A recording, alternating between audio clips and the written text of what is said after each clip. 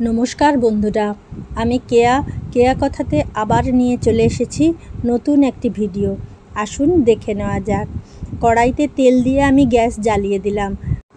কড়াইয়ের তেলটি গরম হয়ে গেলে তারপরে আমি একে একে সবজিগুলো ভেজে নেব। আজ করব পটলের সবজি। আমি অনেক দিন আগে একবার খেয়েছিলাম, করে দেখছি কেমন হয়। আমি 5টি পটল নিয়ে এরকম কোন কোন করে কেটে নিয়ে ধুয়ে টুয়ে ভালো করে তেলে ভাজতে দিয়ে দিলাম। ভালো করে নুন হলুদ দিয়ে ভেজে নেব। পটল যেভাবে কেটেছি ওই মতো আমি আলুও কেটে নিয়েছি। এখানে 5টি পটল নিয়েছি আর 2খানা আলু নিয়েছি। পটলটা ভাজা হয়ে যাক, তারপরে আমি আলু ভেজে নেব। অল্প একটু নুন দিলাম, অল্প একটু হলুদ দিয়ে ভালো করে ভেজে নেব। নুনটা শুধুমাত্র এই পটলের জন্যই দিলাম। অল্প নুন হলুদ দিয়ে হালকা আঁচে ঢাকা দিয়ে দিয়ে ভেজে নিলে পটলও সেদ্ধ হয়ে যাবে আর খুব তাড়াতাড়ি পুড়ে যাবে না। তাই জন্য আমি ঢাকা দিয়ে দিয়ে ভেজে নিচ্ছি। আপনারাও সেভাবে হালকা হালকা করে ভেজে নেবেন। গ্যাস কোনো মতেই বাড়াবেন না। গ্যাস বাড়িয়ে দিলেই কিন্তু চট করে পটল ভাজাটা আর বেশিক্ষণ দেখালাম না। আলু পটল আমি ভেজে তুলে নিয়েছি। এইবারে আমি যেই কড়াতে তেল আছে তার সাথে আর অল্প একটু তেল, এবার তেলের ওপর 4টে শুকনো লঙ্কা এবং অল্প একটু একটু গরম মশলা দিয়ে দিচ্ছি। দুটোই আমি ভালো করে ভেজে নেব।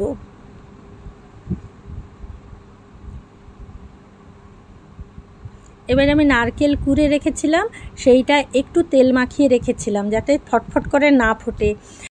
সেই নারকেল দিয়ে দিয়েছি। একটা জিনিস তো ভুলে গেছি, অল্প একটু জিরে ফোড়ন দিতে হতো। যাক, এইটা নারকেল একটু ফাঁকা করে জিরে ফোড়ন দিয়ে নিয়েছি। এইটা একটু ভেজে নিচ্ছি। নারকেলের সঙ্গে একসাথে ভেজে নিলেই হবে, অসুবিধে কিছু। গ্যাস কমিয়ে হালকা হাতে ভালো করে নারকেলটা ভেজে নেব।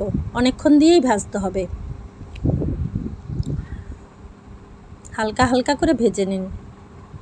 এই সময় আমি আরেকটা কাজ আগে থেকে করে রেখেছিলাম। 1 মুঠো গোবিন্দভোগ চাল 1 ঘন্টা আগে ভিজিয়ে রেখেছিলাম। ভালো করে ধুয়ে নিয়ে এবারে আমি বাটিতে করে তুলে নিয়ে এসেছি। এই নারকেলের সঙ্গেই দিয়ে দেব। এটাও একটু ভেজে নেব।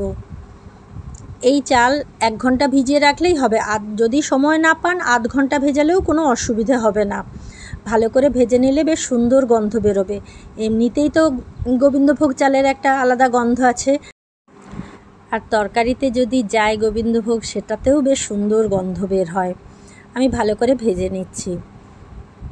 গ্যাসটা কমিয়েই ভাজবেন, খুব জ্বালন দেবেন না। কখনোই এই রান্নাটাতে খুব জ্বালন দেবেন না।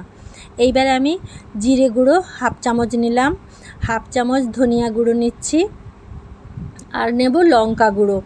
লঙ্কা গুঁড়োও বেশি দেব না, ঝাল হয়ে যাবে। 1/2 চামচের কম দেব। 1/2 চামচের কম লঙ্কা গুঁড়ো দিলাম। এবারে কাশ্মীরি লঙ্কার গুঁড়ো রঙের জন্য আমি দিয়ে দিচ্ছি। এইগুলোকে সব এবারে ভালো করে ভেজে নেব। আদা বাটা একটু বেশি করে দেবেন। আদা বাটাটা সবসময় এইটাতে বেশি লাগে, কারণ এই রান্নাটা নিরামিষ রান্না তো, কখনোই আমিষ দেওয়া যাবে না এটাতে। এই রান্নাটা নিরামিষেই খুব ভালো লাগে। যেদিন যেদিন নিরামিষ হবে এই রান্নাটা করে দেখবেন।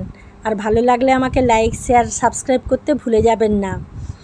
ভালো করে আমি মশলাটা কষিয়ে নিচ্ছি। তেল খুব বেশি দেবেন না। এইটাতে প্রত্যেকটিতে ভাজার জন্য অল্প অল্প তেল লাগছেই। আরও যদি বেশি তেল দেন শুধু তেল তেল হয়ে যাবে।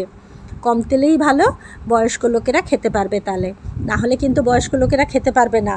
আর এই গরমের সময় জামাই ষষ্ঠীর দিন অনেক কিছু খাওয়ার থাকবে, তার উপরে এগুলো যদি তেল বেশি দেন তাহলে তো হয়েই গেল।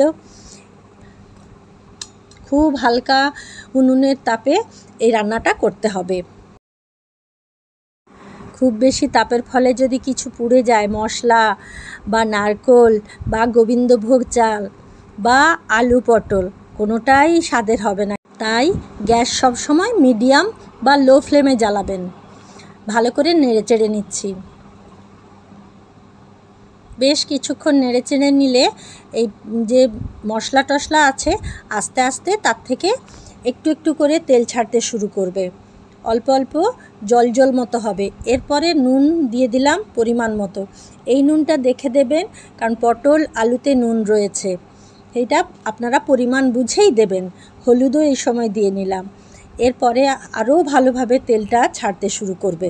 এখন একটু শুকনো শুকনো লাগছে, তখন দেখবেন যেন একটু জল জল মতো হয়ে আসবে তরকারিটা। দেখুন এখনই যেন মনে হচ্ছে একটু জলীয় মতো। এটা নুনের প্রভাবেই হয়েছে।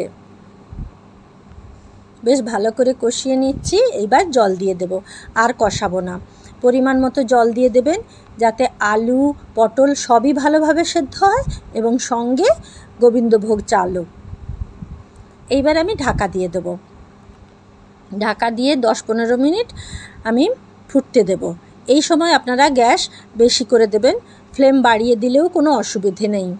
এই সময় দুটো আমি তেজপাতা দিয়ে দিচ্ছি। গোবিন্দভোগ চাল আর নারকেলের সাথে 10 মিনিট পরে চলে এলাম। ঢাকা খুলে দেখি কেমন হয়েছে। বাহ, বেশ মাখা মাখা হয়েছে।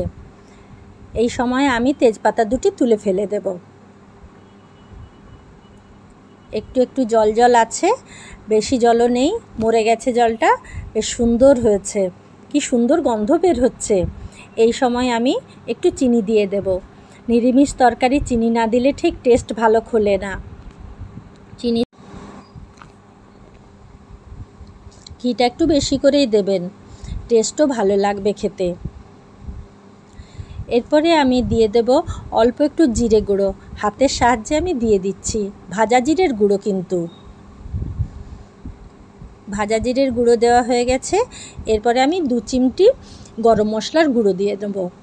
গরম মশলা 2 চিমটি দেবেন, খুব বেশি দেওয়ার দরকার নেই, সব কিছুই তো দেওয়া আছে। অল্প 2 চিমটি গরম মশলার গুঁড়ো দিয়ে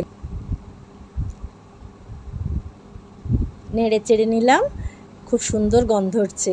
জামাই ষষ্ঠীতে জামাইদের মন ভোলানো একখানা তরকারি। এইবারে আমি নামিয়ে, আমার তরকারি একদম রেডি। এইবার পরিবেশনের পালা। জামাইবাবুরা অবশ্যই খেয়ে জানাবেন কেমন লাগলো আপনাদের শাশুড়ির হাতের এই চাল। যদি ভালো লাগে তবে অবশ্যই কমেন্ট করে জানাবেন, আর লাইক শেয়ার সাবস্ক্রাইব করে আমার পাশে থাকবেন। এতক্ষণ যারা আমার ভিডিওটি দেখলেন তাদের অশেষ ধন্যবাদ। অন্যান্যদেরও ধন্যবাদ জানিয়ে এখানেই ভিডিওটি শেষ করলাম। দেখা হবে আরেকটি ভিডিওতে।